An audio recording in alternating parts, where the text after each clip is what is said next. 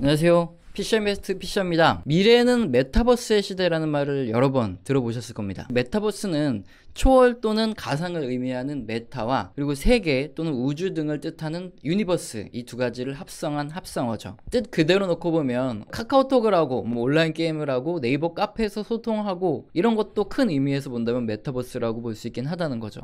근데 당연히 여러분께 이렇게 학교에서 배울 법한 말장난이나 하자고 메타버스에 대해서 이야기를 꺼낸 게 아니죠. 우리가 메타버스를 알고 싶은 이유는 단 하나입니다. 메타버스 시대가 대체 앞으로 어떻게 오는지 알아둬서 투자로 돈을 벌든 아니면 내 사업에 반영을 하든 어쨌든 메타버스로 돈을 벌어보기 위해서죠. 그럼 메타버스가 대체 어떤 식으로 다가올지부터 알아볼 텐데요. 제가 혼자 대충 인터넷 검색을 짜집기 해서 여러분한테 뻔한 소리를 한다면 직접 검색을 해보면 되지 시간을 들여서 제 영상을 보실 이유가 없죠. 그래서 저는 요즘 너무나 유명한 메타버스 전문가 김상균 교수님이 쓴 또 책 제목도 메타버스예요. 이 내용을 근거로 여러분께 명확히 설명을 드릴 겁니다. 뭔가 설명드리려면 이 정도의 노력은 해야 되겠죠. 순서는 메타버스가 뭘 어떻게 미래에 다가온다는 건지, 그리고 어떤 주식이 메타버스 시대의 수혜를 볼 종목인지 이것까지도 하나하나 설명을 드리도록 하겠습니다. 많은 전문가들이 메타버스의 뜻, 그러니까 가상세계가 우리 미래를 이제 장악할 거다, 우리 앞으로 미래는 메타버스의 시대다, 이렇게 주장하는 이유는 뭘까요? 역시나 단 하나죠. 돈이 되기 때문입니다. 가장 유명한 사례가 포트나이트라고 막 총을 막 쏘는 이런 온라인 게임이 있습니다.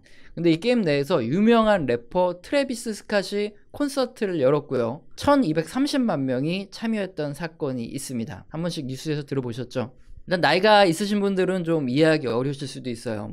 일단은 저는 이해가 되는데, 우리 애기들이 게임을 하는 것도 좋게 안 보이는데, 만약에 콘서트 입장료가 유료였다, 온라인상의 콘서트 보게 돈 좀 줘, 그러면은 굉장히 짜증나겠죠. 근데 다행스럽게도 콘서트 입장료는 무료였습니다. 그럼 대체 무슨 돈이 된다는 거냐, 이렇게 생각이 되실 텐데, 포트나이트 게임 내에서 콘서트를 할 때 판매된 게임 내 유료 아이템 있죠, 이런 것들부터 시작해서, 그리고 지금 그림의 피규어, 그리고 티셔츠, 이런 거를 굿즈라고 합니다. 이걸 총 판매한 수익이 2천만 달러, 하나로 약 220억 원이 넘게 매출이 났다고 합니다. 일반적으로 콘서트를 할 때 비싼 돈 내가면서 행사장을 일단 빌려야 되는데 그럴 필요도 없고요. 영상 장비, 음향 장비, 그리고 공연 및 보안을 위한 스태프가 필요하고, 여기 또 티켓 판매를 위해서는 엄청난 대행 수수료를 내야 되는데, 이런 모든 비용을 지불할 필요도 없이 최소한의 경비로 최대한 이익을 끌어낼 수 있었던 겁니다. 이것뿐만 아니에요. 나이키도 이 포트나이트라는 게임에서 2019년에 에어조던을 판매했습니다. 직접 내가 신을 수 있는 신발이 아니라 내 게임 캐릭터가 신을 수 있는 신발이죠. 가격은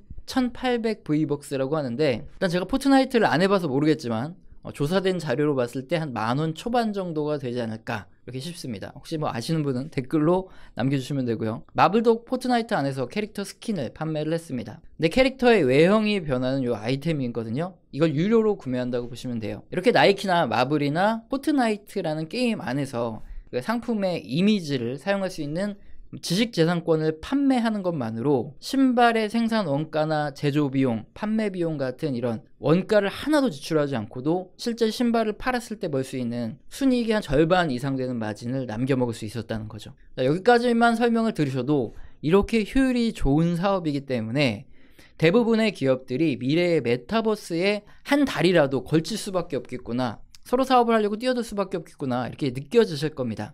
그런데 여기서 이런 의문이 생기실 수도 있을 거예요. 메타버스라는 게 이렇게 속되게 얘기하면 게임 페인들한테 아이템이나 팔아먹고, 아니면 연예인들 좋아하는 팬들한테 티셔츠 같은 이런 제품 팔아먹는 것들 외에 대체 뭘 더 할 수 있냐. 게임을 안 하는 사람도 많고 연예인이나 게임 아이템에 사람이 무한정 돈을 쓸 수 있는 것도 아니기 때문에 메타버스 생태계가 커져봐야 얼마나 커질 수 있겠냐, 이런 생각을 하는 게 당연하겠죠. 일단 결론부터 말씀을 드리면은 맞습니다.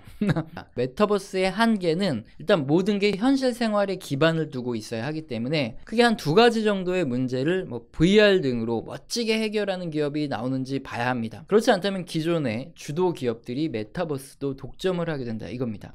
대체 무슨 소리를 하는 거냐, 제가 하나하나 쉽게 풀어드리면요. 이 책 메타버스의 저자는 기업들의 메타버스 적용 사례를 다수 설명을 하고 있어요. 근데 현재까지 사실상의 기업의 이익이 발생되는 공간은 가상의 메타버스 공간보다는 현실 공간에서 더 많겠죠. 지난 2019년 하반기부터 명품 브랜드 루이비통은 리그 오브 레전드라는 게임의 캐릭터에 루이비통 문양을 새길 수 있는 아이템을 판매하면서 지적재산권 판매에 이익을 얻었습니다. 동시에 롤이라고 하죠. 리그 오브 레전드의 로고와 게임 캐릭터가 디자인된 이런 제품을 실제로도 판매를 하게 됩니다. 그런데 문제가 있죠. 게임 아이템의 경우에는 캐릭터의 능력치를 보정해준다거나 아니면 디자인을 더 예쁘게 계속 변경하는 방식을 통해서 게임을 하는 소비자들의 구미를 당길 만한 아이템을 계속 출시를 해야 됩니다. 그래야지 매출도 나오고 게임을 운영하는 회사가 먹고 살겠죠. 따라서 루이비통 문양의 이 스킨 아이템 판매 자체가 게임 세계에서 인기를 끄는 기간은 현실에서는 명품이기 때문에 굉장히 오랫동안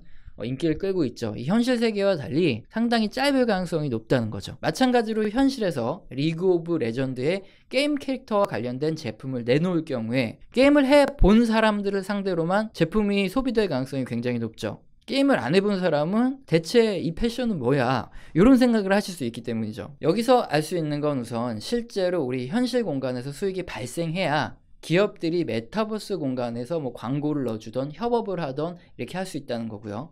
그리고 다음 예시를 보겠습니다. 메타버스의 게임 공간으로 자주 거론되는 게 사이버펑크 2077이라는 게임입니다. 이 게임은 미래의 도시가 배경이고요. 그림처럼 도시의 배경 광고판에 이 게임의 개발자가 그냥 대충 아무렇게나 뭐 똑같은 그림을 붙여넣기 해도 되는데 그렇지 않고 최대한 미래에 이런 광고가 뜨겠다. 자, 이렇게 생각을 하고 10명의 인원을 투입해가지고 그 광고를 제작을 했다 그래요. 그러니까 실제 제품의 광고가 아니라 광고하는 것처럼 만든 거죠.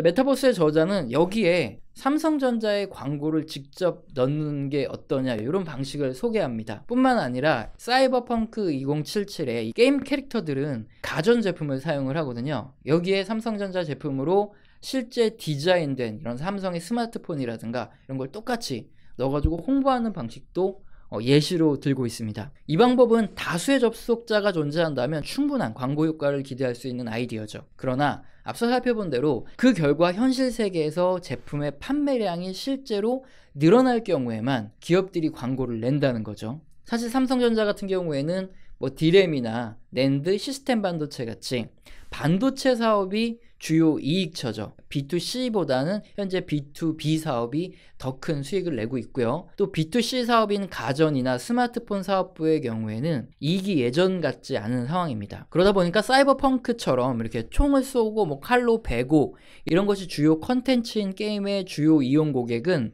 사실상 매수하기 좋은 타겟이다? 이렇게 보기엔 조금 애매하죠. 그러다 보니까 만약에 광고를 거기다 하더라도 삼성이 한두 번 정도는 광고를 할 수 있을 텐데 게임을 하는 인원이 뭐 굉장히 늘어난다. 그러기 전에는 계속하기는 좀 어렵겠죠. 더 세밀하고 정교한 실제 현실에서 구입을 할 수 있는 타겟에 대한 마케팅이 필요하다 이겁니다. 그래서 이 메타버스의 저자는 빙그레의 독특한 인스타그램 마케팅 방식에서 새로운 아이디어를 또 제시합니다. 지금 그림에 빙그레 제품으로 이렇게 도배를 한 이분이 바로 그 유명한 빙그레우스 더 마시스라는 분입니다.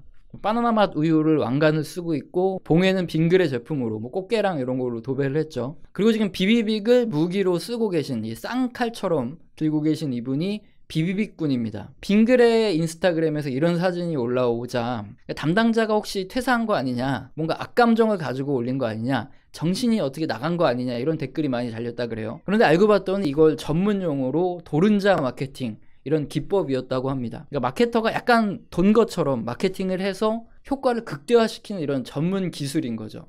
빙그레 제품의 뭐 빙과류부터 해가지고 뭐 과자류 이런 군것질거리를 소비하는 타겟층이 청소년층이라는 것을 감안을 해서 빙그레 캐릭터가 지금처럼 이렇게 갖춰졌기 때문에 로블록스라는 이 게임에 빙그레우스의 궁전을 세우는 것을 이 캐릭터들을 또 등장시키고 하는 걸 제안을 하고 있습니다. 그럼 대체 로블록스는 뭐냐? 전 세계적으로 1억 1천만 명 이상의 사용자를 보유하고 있는 게임 서비스인데요. 유저들이 게임을 직접 개발해서 판매도 하고요. 그 안에 들어가서 게임도 하고 형태라고 합니다. 그런데 특히 로블록스를 사용하는 인원들이 굉장히 나이가 어린데요.